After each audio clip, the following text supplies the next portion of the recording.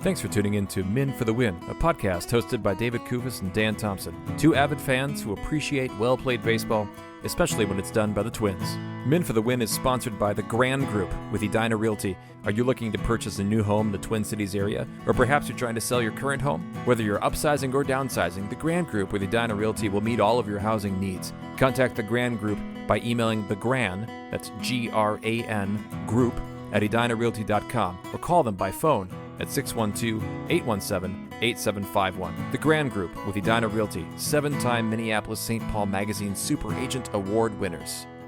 Men for the Win is part of the Pulltab Sports Network, covering sports, culture, and entertainment across the Midwest. Check them out at pulltabsports.com and give them a follow on all your social media platforms at Pulltab Sports. On this episode, Dan and Hoges recap the Twins' 3-game series against the New York Yankees. Thank you for listening. Enjoy. Thanks for tuning in to Men for the Win. I am Dan Thompson, and successfully with me so far tonight is Andrew Hoges Hoganson. Thank you, listeners, for sticking with me last episode by myself. It's much more fun, though, Hoges, to have these conversations with you, so I'm so glad you're here. I can't believe it. I've checked my computer probably 5 times today to make sure it was still working. I checked it again right before, and it kind of blipped a little bit. And I'm like, I swear, if I have to call him and cancel again, I might just have to drive to David's. I'm not superstitious, but right? I am a little superstitious. I had a lot to say, too. I had a lot of Packers notes that I had in there that I wanted to get to. I do appreciate your half-hearted. There we go. I like it. You need the boom, boom, boom, boom, boom, boom. No. Oh, I don't know that one, but we do have this one, listeners, to counter. So anyway, I don't know how much you want to be talking about football right now, though, Daniel. I mean, Carson Wentz. You never know, right? He could be great. Are there any healthy? I get like daily emails from The Athletic that another starting quarterback in the NFL is hurt. Unbelievable. Burrow, yeah, Burrow, Daniels. Jaden Daniels. Just crazy. Who was the other one today? There was another one, Justin Fields from the Jets. So playing quarterback apparently is really hard. Who knew? So, Hoges, I love our show's tagline, like that we appreciate well-played baseball, especially when it's done by the Twins. But when I watch the Yankees play, I struggle to appreciate well-played baseball. Even the nicest catch, the best play, and you know how, I love Aaron Judge, but I just cannot get behind, I can't get behind the Yankees. I hate that team. Like, we have an ongoing argument at work about, like, what is your most hated team? And I think the Yankees are number one. I mean, don't get me wrong. The Minnesota Vikings and the Chicago Bears are pretty high up there. And the Dallas Cowboys, I think it's the Yankees. And I cannot stand that team. Well, luckily the Twins got their win out of the way right away in Game 1. Now, David was at Game 1, and I think he had the most idyllic experience of his life. How could you have a better game than sitting behind home plate watching with your family, watching the Twins shut out the Yankees? I think it was the first time since like 2008 they'd shut them out in Minnesota. They'd never shut them out at Target Field. He's trying to avoid me though, because we keep going on opposite days to Target Field. Like, I think him and I have gone to like the last 17 games in a row, but it's just every other. And he always tells me, when are you going? Oh, I'm going the other days. So it's definitely intentional right now. So So he asks you which game you're going to. He doesn't tell you what game. Oh, he for is sure. Going to? Yeah, he waits. That's classic avoidance strategy, right there. I think he's even got like a in with my season ticket holder rep, and he's like, "Hey, can you look in his account and just make sure that these are the tickets that he's actually got purchased?" Wouldn't put it past David. You know how he is. I don't blame him. I wouldn't want to sit next to me either. So I guess it is what it is. Well, you went to Game 2. We'll get to that in due time. But let's go back and go ahead and talk about Game 1 and the rest of the series. Series recap. Game 1, the Twins, as I said, shut out the Yankees 7-0. This was the first time that Simeon Woods Richardson had started a game against the Yankees, and I would like more of that. A great outing. 6 shutout innings pitched. The bullpen does the rest. Bottom of the third, Twins score first on an RBI ground up by Austin Martin, who we will talk about again a lot this series. The Yankees were kind of slow to turn a would-be double play there, and I think could have avoided. Now, again, this doesn't really matter too much. Top of the fifth, Estebar picks off a runner at second. Hoges, I love how he did this. So he didn't just blindly throw the ball to second. Clever girl. He walked towards second base and then threw the ball. Why don't we see pitchers make smarter plays like this? Well, I mean, it's a huge problem with that. Like, you're taught in baseball to run at the guy too. Like, make him make the first move. Don't you just start throwing at him when you got a guy in that kind of no man's land there. Twins pitchers just don't play good fundamental defensive baseball. So it's weird when they do the right thing. I don't even know why, because it doesn't seem like it's an epidemic through the rest of the positions, but the pitchers... It's not that hard, Scott. Tell him, Wash. It's incredibly hard. I mean, just throw the baseball to the base. Yeah, that's all you got to do. Bottom of the fifth, Brooks Lee homers to left. It's 2-0 Twins there. A Martin grounded into double play kills a rally later in the inning. But again, none of this really seems to matter in the end. Top of the sixth, SWR caps his start by striking out Giancarlo Stanton. That must feel super good. A career high 11 strikeouts in the game for SWR. Is this the real SWR, Hoges? I don't know.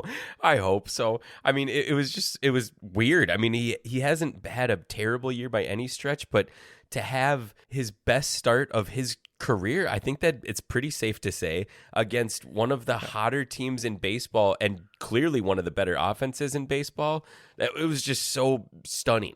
Bottom of the seventh, Twins score 5 runs here. This is the big one. A bases clearing double down the third base line by Austin Martin. It's 7-0 at that point. Also, he had a great catch in the top of the eighth. There was fan interference on it. I mean, but I think wasn't it a Yankee fan who was trying to catch the ball in front of Martin there? I couldn't tell on the replay. I didn't think it was that bad either. Like, David was hot when he was texting us about this happening, and watching it, I don't know. I didn't think the fan did anything egregious by any stretch. The ball was coming into the stands, which I think there's that imaginary line there. The fan has the right. He even reacted and like pulled away when he realized that Martin was there. Like, I don't know. I thought he could have held his ground a lot more. If it's different if it's a Twins fan, right? Like, you hope that someone has the wherewithal to realize that your team's out there. You have to get out of the way. But I couldn't really tell for sure what he was. If he was a Yankees fan, he did nothing wrong in my opinion. Well, my favorite part of it was after the catch, Martin did a little bit of the hidden ball trick. Where he was walked, great. He made a couple jumps,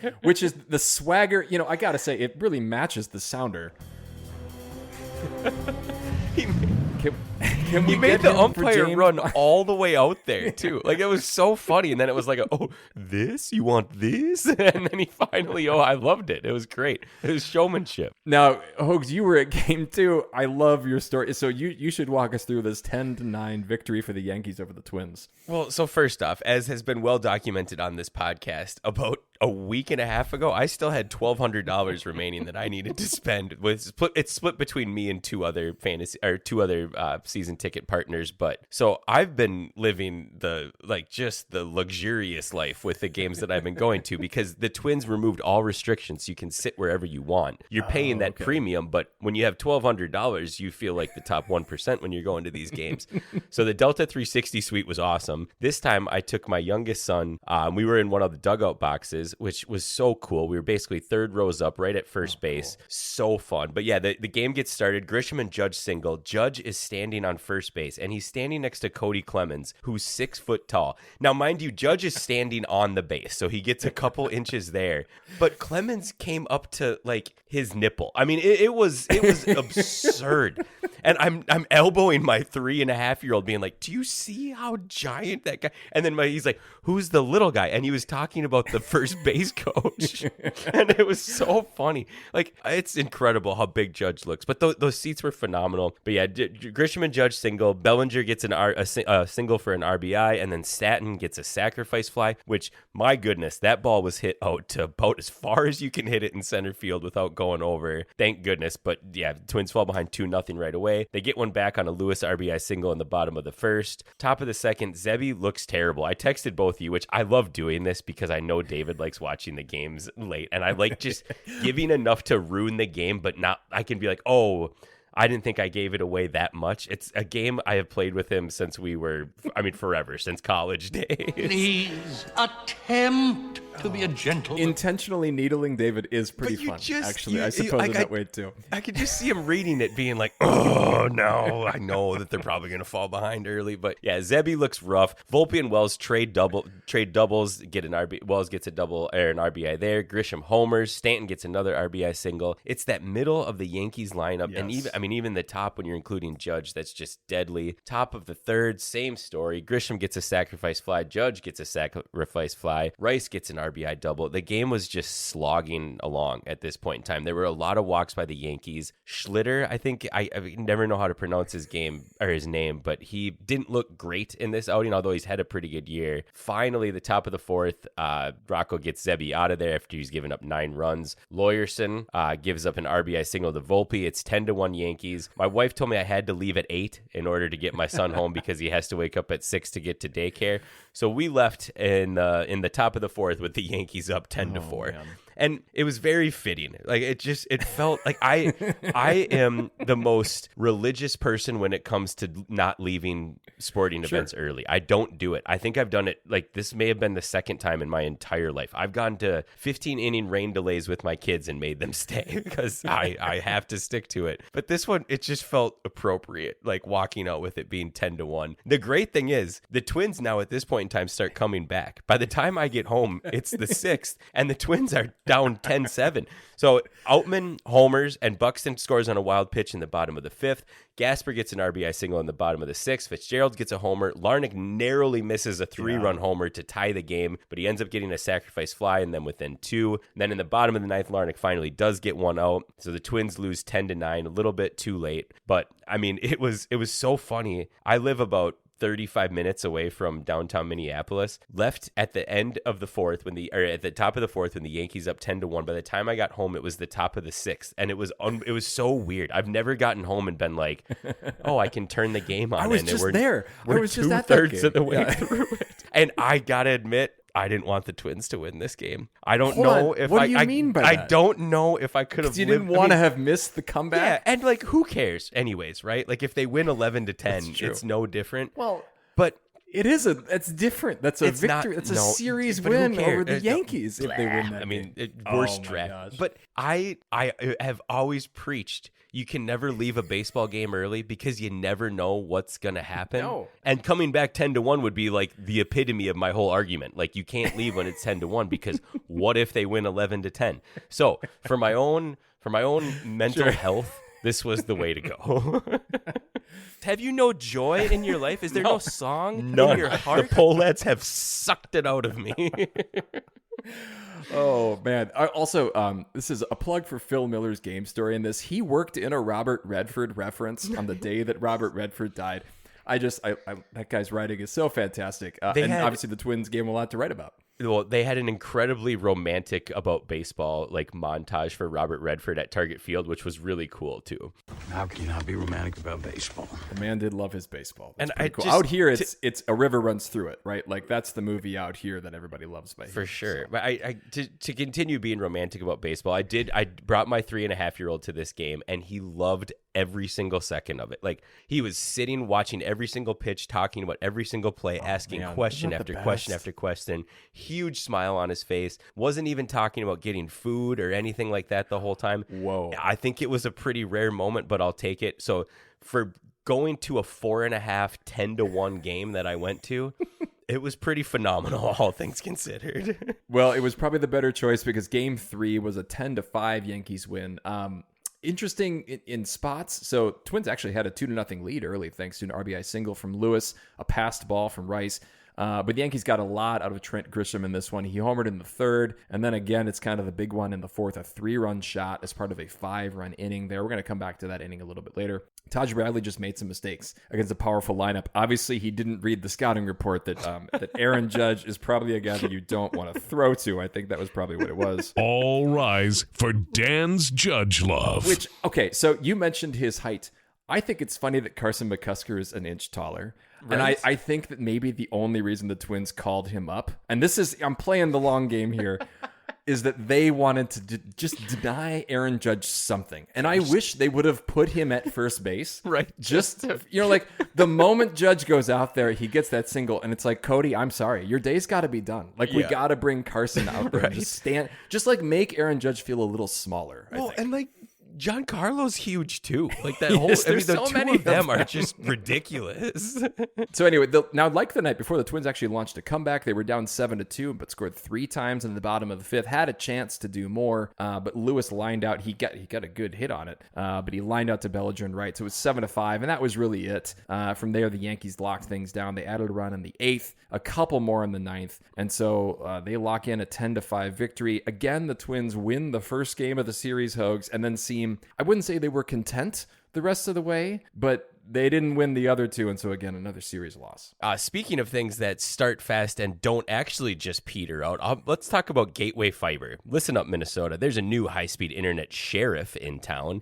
Gateway Fiber has landed in Blaine, Brooklyn Park, Champlin, Coon Rapids, Maple Grove, and Plymouth, with plans to expand deeper into Minnesota. Gateway Fiber boosts a fiber optic network that exceeds the capabilities of some of the biggest players in the business, giving you more whiz for less cost for all of your online working, streaming, gaming, and whatevering. With no hidden fees, no data caps, and no installation fees, Gateway Fiber is perfect for your home or business. Go to gatewayfiber.com to get fast, reliable, and affordable high-speed fiber internet. Catch 'em all, Kirby Puckett! Puckett's Picks winner. This segment is so annoying. Oh, this makes me Hoges. so mad. Can Oh I just my be gosh. like, I can't hear you out, breaking up, computer broke.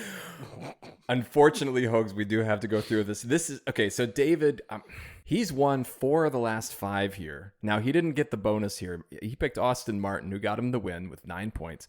You picked Buxton, who had 5. I picked Keishel, who had 2. The listeners picked Lewis, who had 3. Now, mercifully, Brooks Lee actually had the team high with 13. But Hoges, looking at these standings here, David is right back in it. It's so frustrating. I mean, it's 15 in a row, I think, for me that I've lost. I mean, I had a massive lead, and I was given some crap from David. He mentioned it on the podcast in a few texts that I wasn't caring. I was finding service when I was in places when I couldn't find any service because I cared so deeply about winning this. I would love to admit that I haven't been caring. I've been caring. Well, I still have a lead at 16.5, but David is now past you as well. He's got 16. You have 15. The listeners have 12. They could tie if they won all 3 and got the bonus in each one. That would be 4.5 points, but it really is still anybody's game here. We're a series apart, right? Like if I win and get the bonus, I'm tied with him for first. Tied with you for first. This is fun in a season devoid of all fun. Beast versus Bench. Is losing fun? Is losing fun? So I will start here. I'm going with Brooks Lee, who had 5 hits in 2 games, a clutch hit and home run. That guy is settling in. He may never be an offensive juggernaut, Hoges, but he feels like a guy who could be a leader on this team. It's so weird. Like picking Puckett's Picks winners has been kind of fun, I feel like, in this last little stretch, because there's guys that we normally aren't talking about. I mean, Brooks Lee has been fairly solid ever since they decided to call up the entire AAA roster. It does make you excited about his future as the shortstop of this team.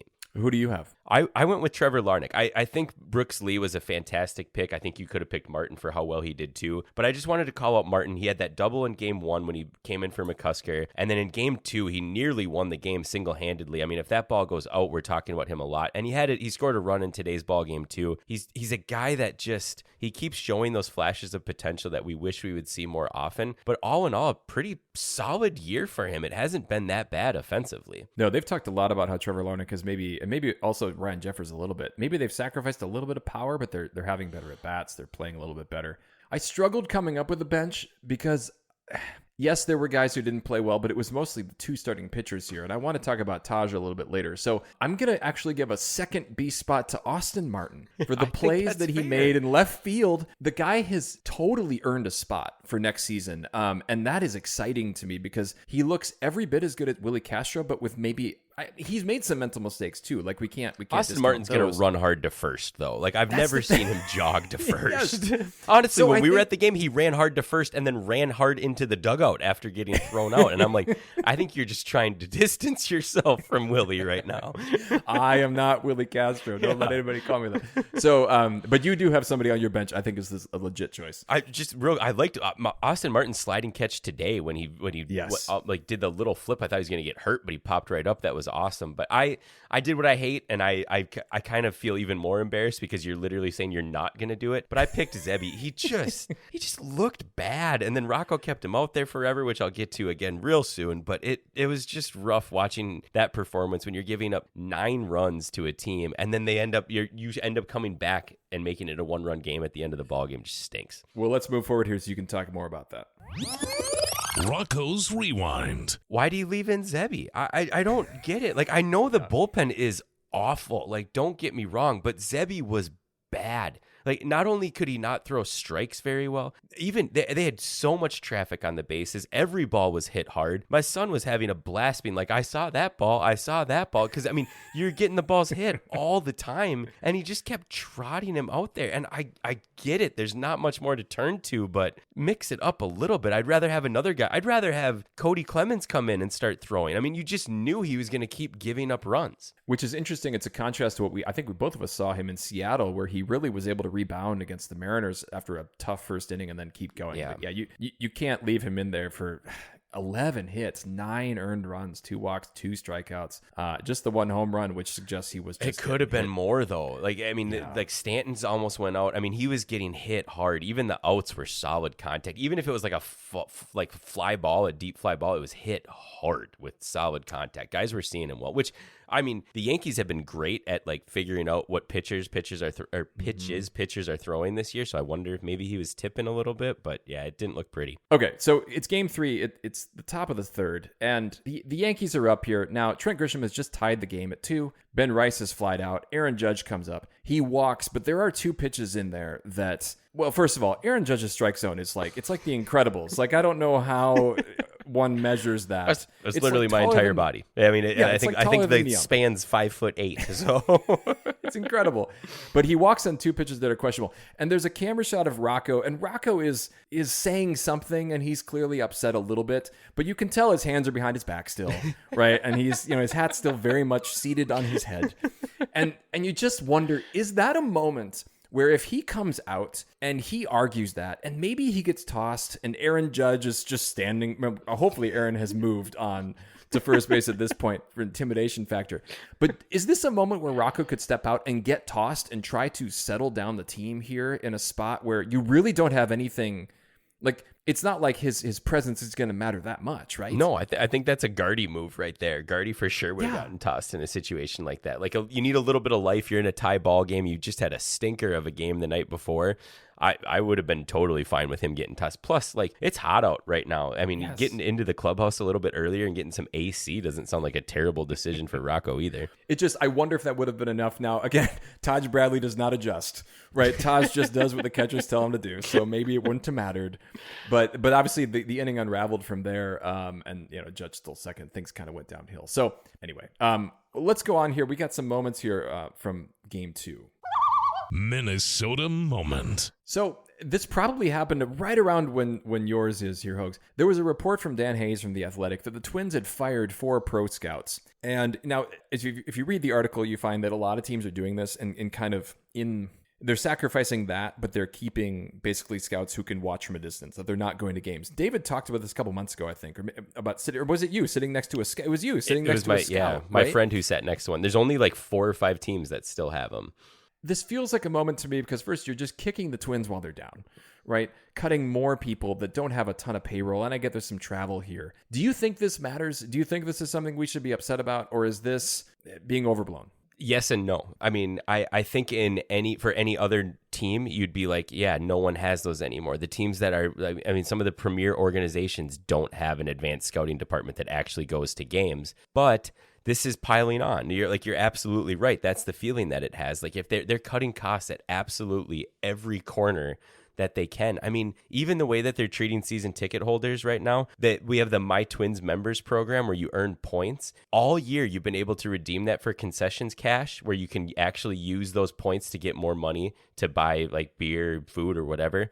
About a half ago, they shut it down for the whole year. They just brought it back mostly because another Twins podcast started complaining about it, and they started bringing him back right before the game yesterday. So just the Twins are so unbelievably tone deaf when it comes to this type of thing. It's just another line. It's just another straw on the camel's back. It's just brutal. So I don't think, I can't believe they would cut that. Why? it's insane. And then, so we all have tens of thousands of points left that we still have to use that don't carry over into next year. The things that you can get are like a Carlos Correa bobblehead. Who wants that?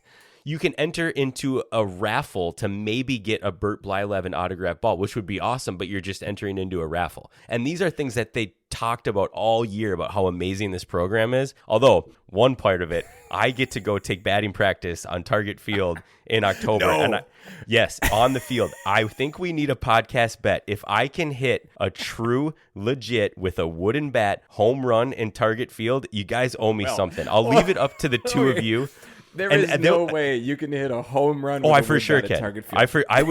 I would put. See, here's the problem. David has undermined your opinion of my athletic abilities so I've never much seen you do anything. that we need to fix this. There needs to be a podcast bet. You guys determine what the stakes are, and I will pay up if I don't hit a home run. That ball's going yard. I can assure you. I will let David do that because my betting is not my thing here. I've not. I done think well it on the is. podcast I actually think it is. don't gaslight me in that.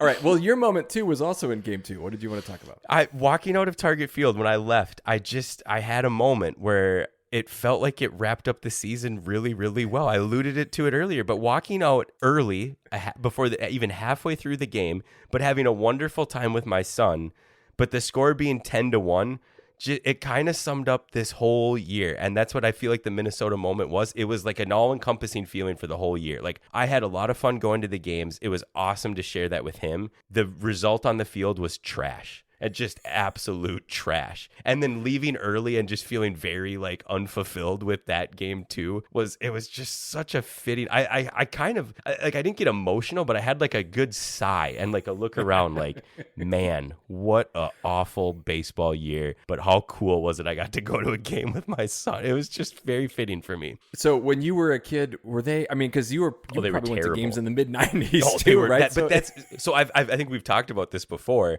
My kids, lucky them, get to grow up in the same era of Twins baseball that I did. But that's why I got to go to games. I got to go to a lot of games because my dad's firm had season tickets. No one wanted to go. I went to probably 15 to 20 games a year with him every year. I didn't care. I mean, it was an incredible time bonding with my dad, watching baseball. Baseball was always my first love. I fell in love with the game. And then and I hate this because this is the most Minnesota sports take ever, but I'm going to do it. When they win, even when they win one playoff game for the first time in 23 years, it's incredible. How can you not be romantic about baseball? You Don't make give a me good hope. Yeah, there's that one too.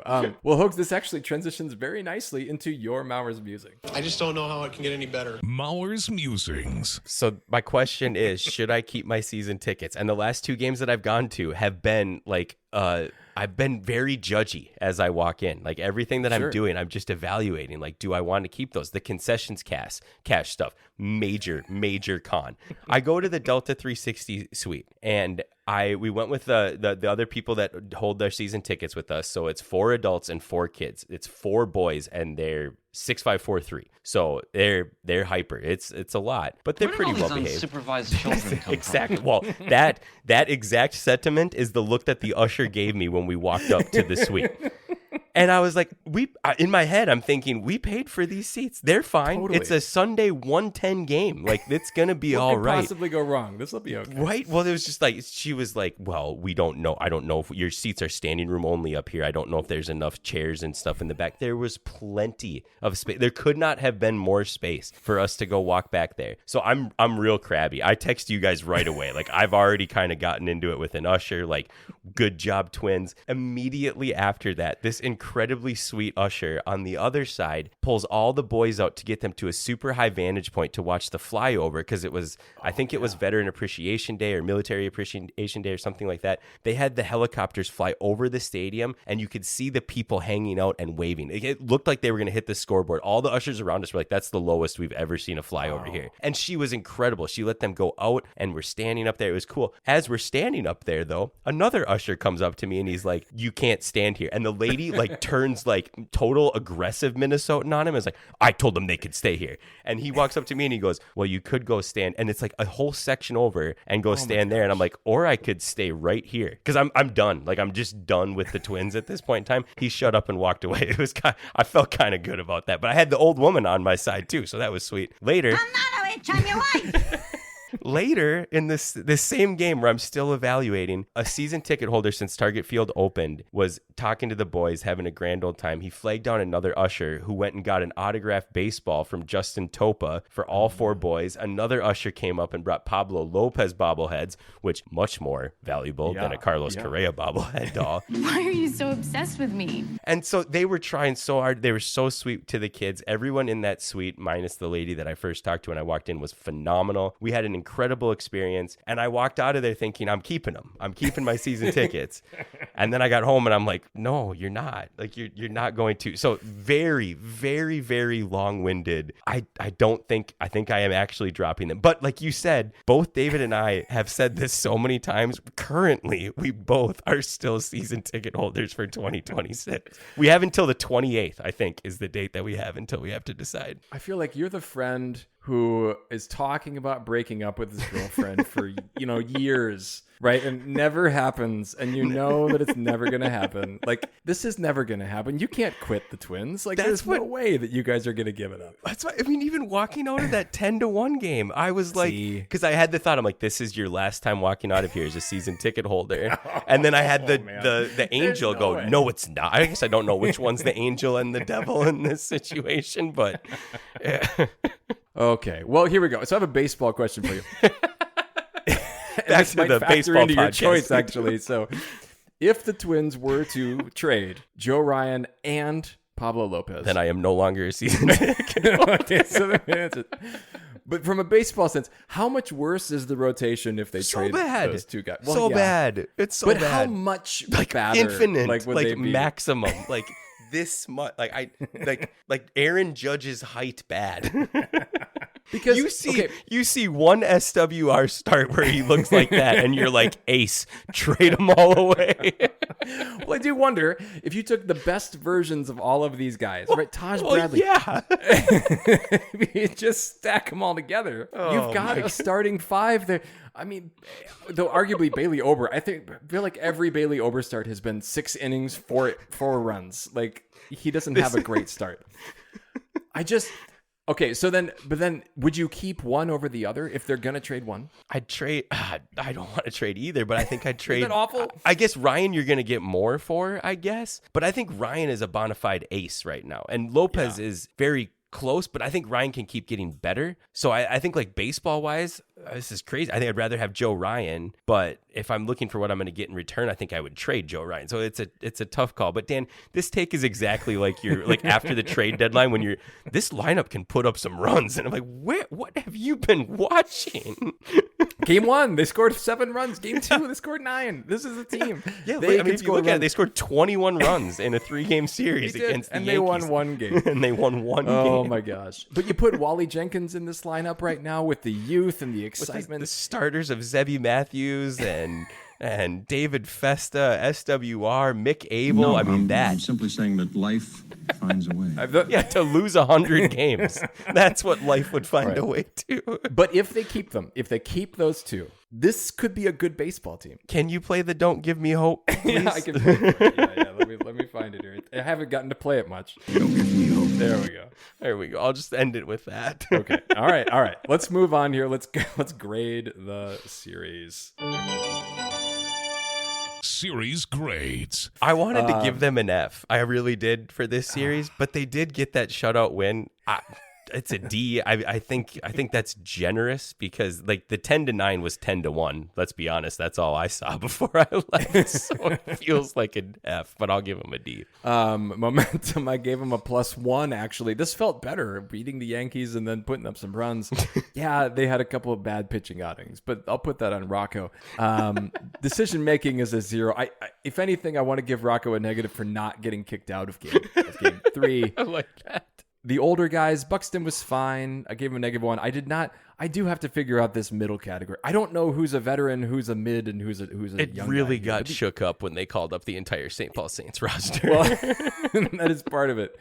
I gave him a +1 there. It all adds up to 13 out of 20. This is a long-winded way of saying I agree with you, Hoges.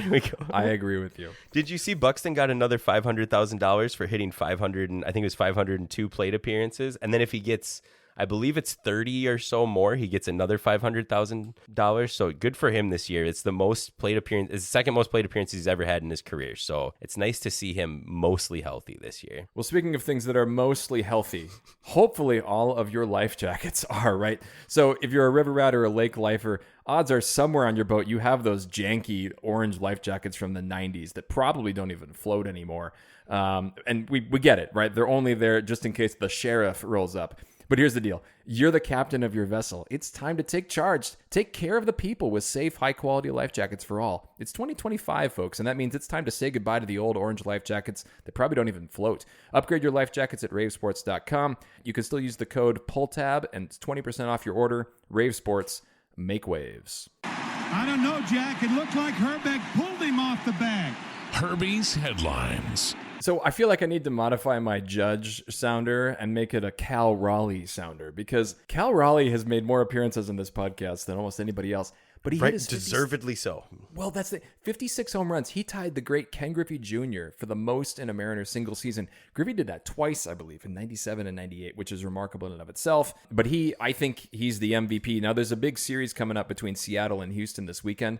The funniest thing, Hoges, is talking to Mariners fans. You would think that the Mariners were in last place. There is no optimism among Mariners fans. It's the craziest thing. Well, do you blame them, though? I mean, they looked like they won the trade deadline. Then they won, what was it, like 10 of 11 or something like that right after the trade deadline. And now they've just been mired. I know they've been coming back a little bit lately, but with having Raleigh having that great of a year and still struggling this much to make the playoffs, we really, once you and I became Seattle Mariners season ticket holders, we should have just started talking about the Mariners on every single podcast. It'd probably be doing a lot better right now, mentally, everything, if we had been doing that. And we'll see you tomorrow night. Puckett's Picks.